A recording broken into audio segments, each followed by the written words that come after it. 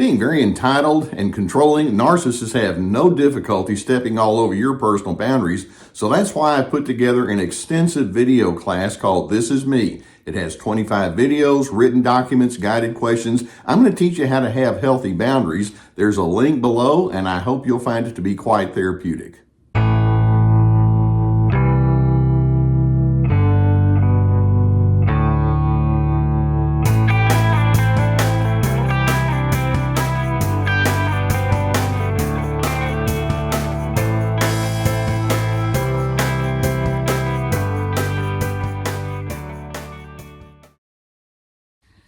A question that I've been asked fairly frequently is, Dr. C, when you were in your counseling practice, how in the world did you sit there and listen to so many difficulties and problems that people would bring into your counseling office and maintain your sanity? That, of course, assumes that I am in fact sane. But, whenever people would ask me that, it's like, well, by asking that, you don't understand the nature of what I do. I would consider it to be a tremendous honor when people would come into my office and willingly share, here's what's going on in my world. These are the things that I've experienced, and these are the ups and downs and highs and lows that I've been through. And one of the things that I would want to do is I would want to make sure that we would have a sense of direction about where these people can go. But before we can get to that place of looking at the direction, there just needs to be a meeting of the heart and a meeting of the mind, so that there can be this sense that that other person can walk away from where they say, I feel understood. Now, one of the things that happens if you've been through a very difficult relationship or even multiple relationships with individuals with a wrong narcissistic person is there are some individuals who might be well-intended, some of them are not, who will offer you all sorts of lame comments about how you're supposed to manage your strains and difficulties. Now, here you are, you're thinking to yourself, yeah, I was in a relationship or I was played or I was duped or I got a raw deal, or I'm just tired of all of the arguing that came along with it, or the behind the scenes backstabbing, or the feeling of walking on eggshells, or sometimes you're wondering, am I ever going to be able to love again, or am I being able to trust someone again, or am I going to get tired again? And so you have all of this garbage on the inside, and the last thing you need is somebody to come along and offer lame excuses. There are so many different platitudes that people can bring toward you, and you just want to pull your hair out. I want to run through a few of those, and then I want to talk about a different way that we can look at in other individuals when they're strained and in turmoil because of their narcissistic patterns that they've been in with others. For example, when we talk about some of the platitudes that people can speak in your time of distress, that they find out about some of your issues, and they may just say something like, well, everything's going to be just fine. And it's kind of like, you just need to stay positive. And as I mentioned just a moment ago, you've got all of this tumultuous emotion on the inside of you. And it's like, well, right now, I don't feel like everything's going to be fine. And I don't want to feel like I'm required to project that possibility. Or it could be that another of the lame pieces of advice that someone may give you is they may just say, well, just calm down, let it go, it's going to pass. And you're thinking, I don't feel calm either. I have this energy on the inside and I need to put it somewhere. And clearly this individual is saying, well, don't put it here with me. I don't want to know about it. Or another thing that some people can say that's part of that lame advice is they may just say something like, well, that person was just a jerk anyway. And it may actually be true. And yet at the same time, it implies that and it's kind of nice sometimes when somebody else recognizes, but it implies that they're in a judgment mode about the person and the situation, and they're not really noticing you. All they know to do is to think, well, if I can criticize that person strongly enough, maybe that'll make you feel better. And it often doesn't really come off that way. Or right along with that, another of the lame comments that you might receive is, well, none of this was your fault. And you may be thinking, well, right now I'm not really into assessing fault and blame. What I want is empathy. And so many times when you share your thoughts and feelings, or people hear about what's going on with you, they bypass the empathy and they just kind of go into a scoreboarding kind of a mindset, and that's what's coming.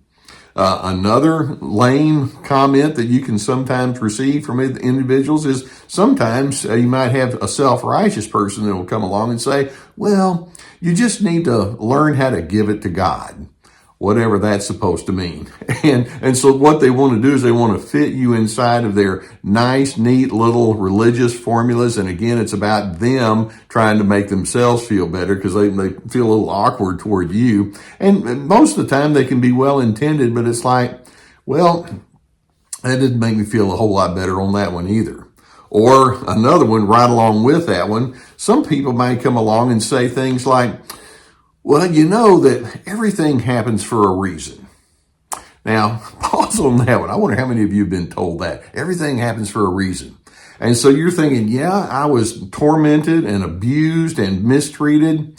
And so I guess there's a reason for me having to experience that. Now, my neighbor over here didn't experience that. So there must have been a whole lot better reason for them. And it just comes off as hollow. And again, they probably want to feel like they're giving you something philosophical to think about, but it doesn't help. Or it may be that somebody may come along and say, well, you're just going to need to take a good hard look at how you might have contributed to some of this. You need to find out who you are and what you might have done to bring this about. And it's like, well, thanks for putting a big bucket of shame on me with that, because typically it's not said in a uplifting kind of way. Or it could be that someone will just simply come to you and say, you just need to snap out of it. Bad things happen to everybody and you've had yours. Snap out of it. Come on, move forward. Now, I know that those of you who have lived with that strongly narcissistic person and you were controlled and manipulated and overlooked and your emotions were stepped on, you're on the receiving end of anger and agitation and all, you want to know that somebody out there does care. But these lame comments that I'm mentioning, and you could probably add several more if you want to put them down on the comment section, go right ahead and do it. That doesn't cut it.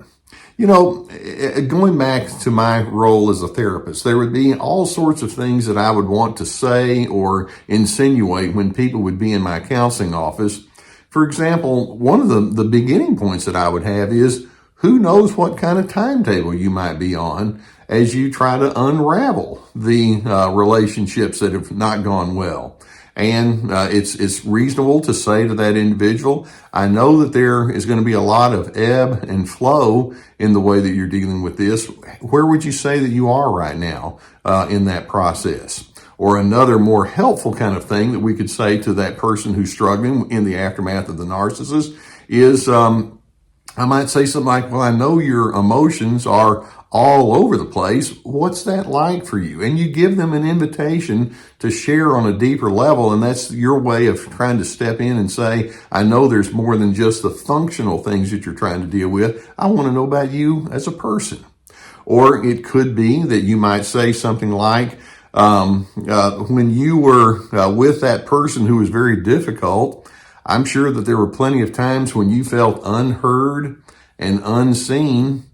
What kind of things did you want that person to know and understand about you that just didn't come through? And again, it's your way of letting them coach you about what their needs and feelings are. Good to know. And this is not data gathering. This is me finding out about you so that I can know how to be much more of an encouraging presence. It might be that I could say something like, I know that you'd like to have some of the tensions and the strains that you've been through, you'd like for it to just go away. I'm willing for you to coach me up if there's anything that I can do to help you in that regard. I'm here and I'm available to you. And again, it's not your way. You're not saying hurry up and get it over with, but it's like you have somebody that's on the path with you. I'd be glad to play that role with you. Or you might say something like, I'm guessing there have been times when you've wondered, how in the world did I get pulled into all of this mess and have all the reactions? I know you've had a lot of personal reflections along those lines, what are you discovering about yourself? You see, people can come up with these lame excuses or lame comments that they want to give you because what they're trying to do is just hurry you along so that they can feel more comfortable.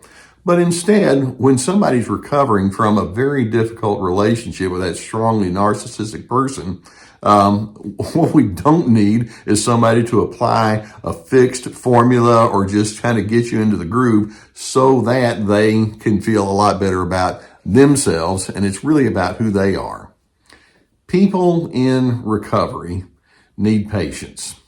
Recovery doesn't happen overnight. Sometimes you do well for a while and then you feel like you've regressed. Sometimes you've done well for a long period of time. And then let's say years later, something reminds you and you kind of go back into the memory mode again. It's just not something that's going to be a one and done kind of thing. Okay, we got the answer. Let's move on.